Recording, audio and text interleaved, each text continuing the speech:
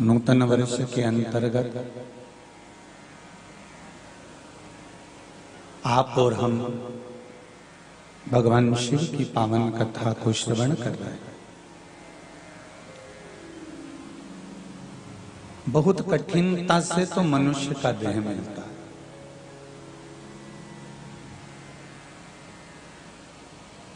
एक तो कठिन है मानव का शरीर, और यदि मानव का शरीर मिल भी गया तो दूसरे नंबर पर कठिन है भगवान का भजन, शिव की भक्ति, भगवान का स्मरण।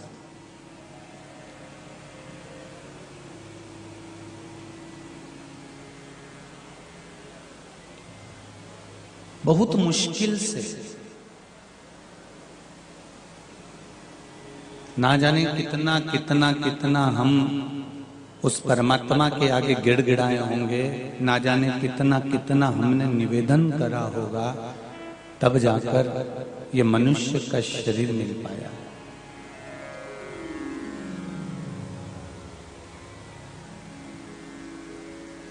और यदि मनुष्य का शरीर मिल भी गया तो ना जाने कितना भगवान से हमने कहा होगा कि शरीर तो दे दिया पर इस शरीर को स्वस्थ दे दिया।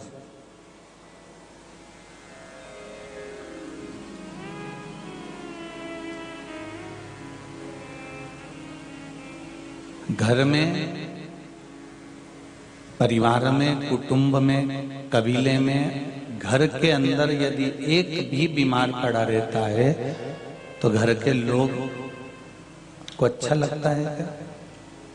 बोलो तो नहीं। घर में अगर एक भी बीमार पड़ा है तो ठीक नहीं लगेगा।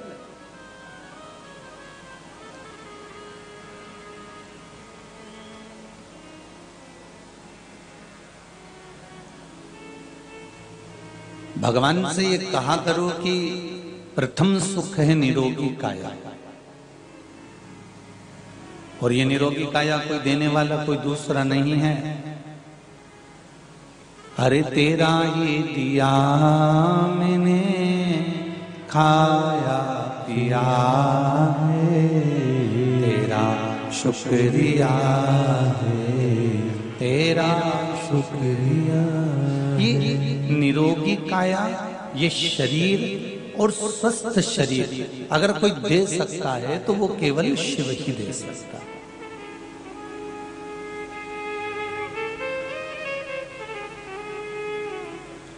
और जिसका शरीर अगर निरोगी नहीं है, रोग से ग्रसित है, तो हम तो उनसे रोज प्रतिदिन एक ही बात कहते हैं कि सूर्य नारायण भगवान को अर्घ देना प्रारंभ करो। कितने लोग हैं जो सूर्य नारायण भगवान को रोज अर्घ दे रहे हैं? जरा हाथ उठा। बहुत बढ़िया, जोरदार ताली आप सबके लिए, बहुत बहुत धन्यवाद। प्रतिदिन सूर्य नारायण भगवान को अगर अर्घ आप दे रहे हो, एक लोटा पानी अगर आप समर्पित कर रहे हो, तो उसका फल आपके जीवन में आपको प्राप्त होना है। कोई सियोर वाले महाराज को कुछ नहीं मिलना, तुम बस तुम स्वस्थ रहो। सर्वे भवन्तु सुखिनः। पत्नी चाहती है कि पति की उम्र लंबी रहे, तो पत्नी को अपने पति से कहना पड़ेगा कि ये लोटा भरा हुआ रखा है, आप उठे हो ना, सवेरे नहा लिए ना, भले वस्त्र बाद में धारण करिए, पहले जाओ और एक लोटा पानी चढ़ा कर आओ। क्यों? क्योंकि वो सूर्य की जो किरण इस पानी में से निकलकर इस भुकुटी पर जब पड़ती है और हृदय रेखा से ये किरण जब नीचे तक जाती है, तो यहाँ से यहाँ तक हमारी सारी मूल रेखाएं रहती हैं, और इसके माध्यम से व्यक्ति हार्ट अटैक की बीमारी से नहीं मरता, बीपी और शुगर से नहीं मरता। उसका रोग अपने आप धीरे धीरे धीरे धीरे धीरे धीरे वो श्रेष्ठ होता चले जाता।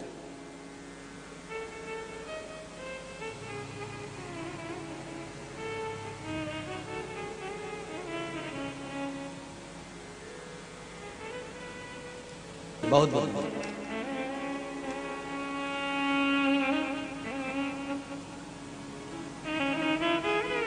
अब सूर्य अर्घ की बात कौन सी कथा में कही थी? अंदाजा लगा हुआ अभी कहना चाहिए। और उसका फल और मुझे विश्वास है आप सूर्य को अर्घ देना प्रारंभ करिए।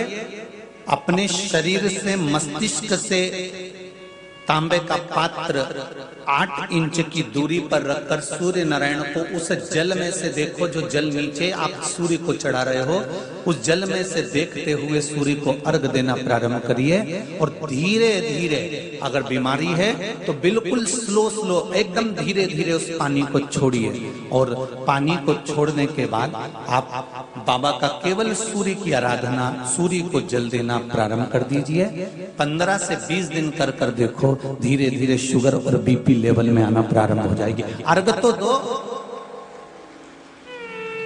15 दिन, 20 दिन, 1 महीना, 2 महीना, तुम्हें लगे किसी और वाला हमारा झूठ बोल रहा है, मत देना। तुम्हारे हाथ में ही तो लोटा है पानी का, उसमें क्या दिक्कत है? जल भी तुम्हारा, पानी भी तुम्हारा, सूर्य नारायण भगवान भी आपके, और ये शरीर भी आपका। आप अगर स्वस्थ रहोगे तो उसमें सियोर वाले महाराज का कुछ नहीं आना जाना है। बस इतना जरूर जानता हूं कि घर का बेटा, घर का पुरुष, घर की माताएं जब सूर्य को अर्घ देना चालू कर देंगी तो ये पक्का है कि किसी माँ की गोद नहीं उजड़ेगी और किसी माँ का श्रृंगार नहीं उजड़ेगा। ये अब जल तो दो सूर्य को। और एक बात और कहिए, अगर कोई बड़ी बीमारी है, कोई बात आपको शंकर भगवान से कहना है, तो रविवार के दिन जब सूर्य को अर्घ देंगे तो वही कलश रख देंगे अर्घ दिया हुआ, फिर उसको आपको धोना नहीं है। दूसरे दिन सोमवार का दिन पड़ेगा, फिर जल भर लो उसी कलश में, सूर्य नारायण को अर्घ देकर वही कलश से वापिस जल भरकर शंकर जी के मंदिर में ले जाकर जल को चढ़ाना प्रारंभ कर दीजिए। आपको स्वयं बड़ी रोग, बड़ी बीमारी में भी आराम लगना प्रारंभ हो जाएगा। आप कहो उसको,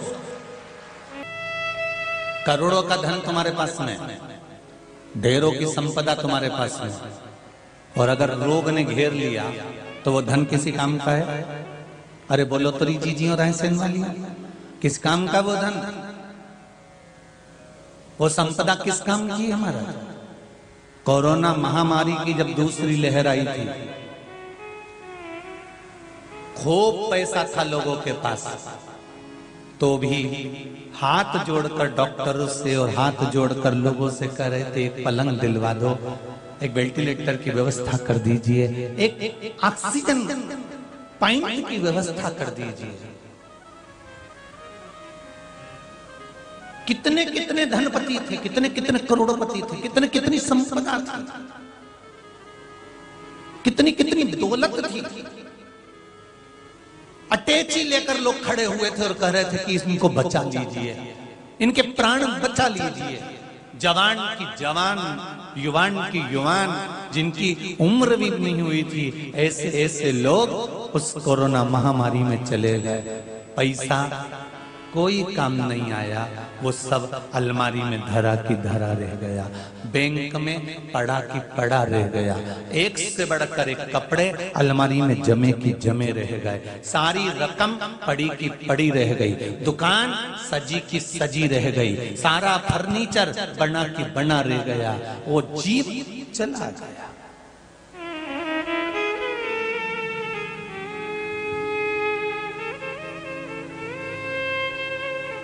संपदा काम नहीं आई। पर शिव महापुराण की कथा कहती है, शंकर भगवान को दिया गया समय, जब आप शिव मंदिर में जाते हैं, एक लोटा पानी चढ़ाते हैं, शंकर के मंदिर में जाते हैं, शंकर की आराधना करते हैं, झाड़ू लगाते हैं, शिव मंदिर में पोछा लगाते हैं, या शंकर भगवान का श्रृंगार करते हैं, या शिव महापुराण की कथा श्रवण करते हैं, या शंकर का अनुमोदन करते हैं, या शिव नाम का जाप करते हैं। शंकर भगवान को दिया गया समय एक कॉपी में लिख के रख लेना कि मैंने आज 2 घंटा कथा सुनी, मोबाइल पर मैंने 15 मिनट कथा सुनी, फेसबुक पर मैंने 20 मिनट कथा सुनी, मैंने व्हाट्सएप पर 5 मिनट की क्लिपिंग देखी शिव महापुराण की। ये समय आप एक कॉपी पर लिख कर रखो कि मैंने इतना समय शंकर भगवान को दिया, शिव को दिया गया समय, शंकर को दिया गया 1 रुपया, शंकर को दी गई श्वास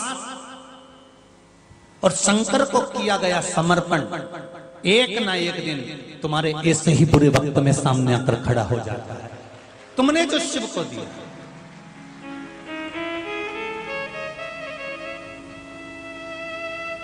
आप शंकर को दो। ये जो आप लोग 2-2 ढाई घंटा यहाँ बैठे हो ना कथा सुनने के लिए, कई बच्चे प्रश्न करते हैं, गुरुजी आप कहते हो कि हर कंकर में शंकर है, आप कहते हो कि हर कंकर में शंकर समाया हुआ है, आप कहते हो कि प्रत्येक जीव में भगवान है, आप कहते हो कण कण में भगवान बैठा हुआ है, हर जगह पर परमात्मा बैठा हुआ है, तो गुरुजी फिर हमारी मम्मी आपकी कथा सुनने क्यों जाए?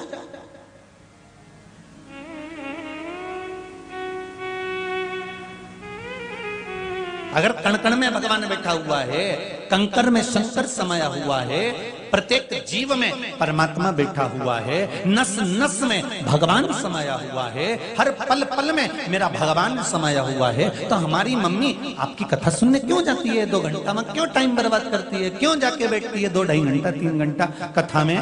तो उस बच्चे से मेरा निवेदन है कि बेटा, गाय के पूरे शरीर में दूध होता है, पर गाय का दूध गाय की आंख से नहीं निकलता, गाय का दूध गाय के कान से नहीं निकलता, गाय का दूध अगर निकलता है तो गाय की नासिका से नहीं निकलता, गाय का दूध अगर निकलता है तो गाय के थन से निकलता है। उसी तरह परमात्मा तो कण कण में समाया हुआ है, पर मेरा शिव मिलता है तो शिव महापुराण की कथा में मिलता है। गाय का दूध नाक से, आंख से या कान से नहीं निकाल सकते। उसी तरह परमात्मा को प्रकट करने का, परमात्मा को प्राप्त करने का, परमात्मा को ढूंढने का, परमात्मा को पाने का एक स्थान हमारे संतों ने, हमारे साधुओं ने, हमारे गुरुओं ने, हमारे वेद व्यास जी महाराज ने हमारी पुराणों में वर्णन कर दिया कि जो संत स्वयं राम जी महाराज माता शबरी जी से कहते हैं कि प्रथम संगत, आप प्रथम सत्संग, अगर प्रथम रूप में प्रथम भक्ति सत्संग का मूलता धारण करिए, आप सत्संग करिए। पहले नंबर पर राम जी कहते हैं शबरी अम्बा आप सत्संग करिए। कितनी विचित्र रामचरितमानस में संवाद लिखा है, जरा ध्यान दीजिएगा।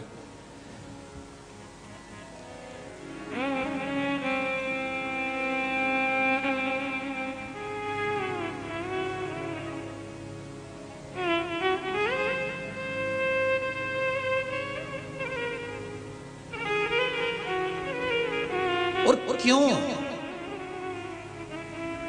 शबरी से ये बात क्यों कर रहे हैं मेरे राम जी कि प्रथम भक्ति संतन कर संगा दूसरी मम कथा प्रसंगा। जरा विचार करिए, शबरी मैया ने राम जी से ये नहीं कहा कि आप मुझे भक्ति का कुछ, ये जरूर कहा कि मुझे भक्ति के बारे में बताएं, पर ये नहीं कहा कि मुझे नवदा भक्ति का ज्ञान स्वयं राम शबरी जी को दे रहे हैं। क्यों? शबरी समझ गई थी, शबरी जान गई थी कि जब राम जी आ रहे थे, रामचरितमानस को अच्छे से पढ़ना, उठाकर देखना।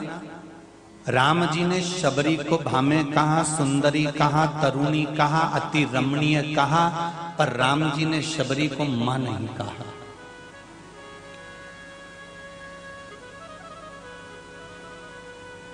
तरुणी कह रहे हैं, अति रमणीय कह रहे हैं, बड़ी सुंदर हो आप, क्योंकि भक्ति जिसके भीतर होती है वो सुंदर हो ही जाता है। भामे कहा, तरुणी कहा, सुंदर कहा, अति रमणीय कहा, बहुत सहज सरल सब कुछ मेरे राम जी ने कहा, पर शबरी को माने क्यों नहीं कहा? क्योंकि उसका कारण था, जब शबरी अम्बा बैठी हुई थी तब मेरे राघव जी आ रहे थे, और शबरी ने जब राम जी को देखा तो शबरी के मन में आया कि जैसे मैं भिलनी शादी के मंडप में बैठी थी, और शादी के मंडप में बैठी बैठी में भिलनी, मेरा पति आ रहा था और मैं शादी के मंडप को छोड़कर भाग गई थी, तो शबरी को वो अपना विवाह याद आ गया था कि जैसे ये कोई आ रहा है, मेरे पति के जैसा कोई आ रहा है। शबरी ने राम को पति के रूप में देख लिया था, इसलिए राम जी ने नवदा भक्ति में पहली भक्ति कर दी। शबरी, तूने सत्संग नहीं करा, अगर सत्संग करा होता तो पति और परमात्मा में अंतर नजर आ जाता। तूने अगर सत्संग किया होता तो पति और परमात्मा में अंतर देख ले।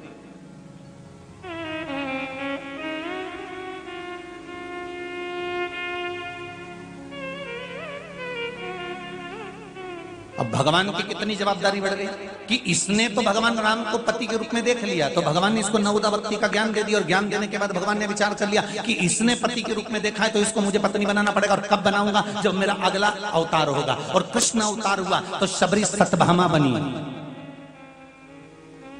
जब कृष्ण अवतार हुआ तो शबरी सत्यभामा बनी, और सत्यभामा बनकर भगवान कृष्ण ने फिर स्वीकार करा। पर भगवान ने नवदा भक्ति में शबरी अम्बा को ये बता दिया कि प्रथम भगति संतन कर संगा, दूसरी रति मम कथा प्रसंगा। अगर शबरी अम्बा तुमने सत्संग किया होता और कथा सुनी होती, शिव महापुराण की कथा जो सुनता है, राम कथा जो सुनता है, भागवत कथा जो श्रवण करता है, उसको जीवन में किस तरह से परमात्मा का भजन करना है, पूजन करना है, अर्चना करना है, स्मरण करना है, यह हमारी पुराण, हमारा शास्त्र, हमारा वेद सिखा देता।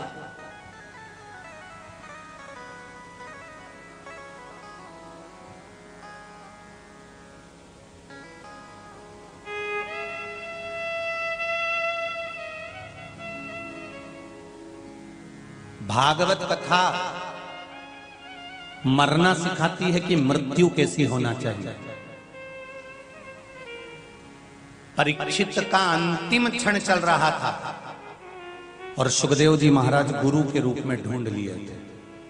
भागवत कथा मरना सिखाती है कि मृत्यु कैसे होना चाहिए। राम कथा जीना सिखाती है कि जीवन कैसा होना चाहिए।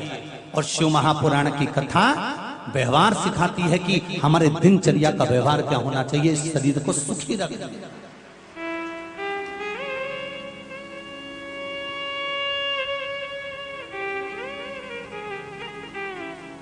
एक घर में 4 भाई रह रहे हैं, 4 बहुएं रह रही हैं, उनके बच्चे रह रहे हैं, सास ससुर रह रहे हैं, नंदे रह रही हैं, पूरा परिवार एक साथ रह रहा है। तो इसको कहते हैं कि हमारा परिवार है।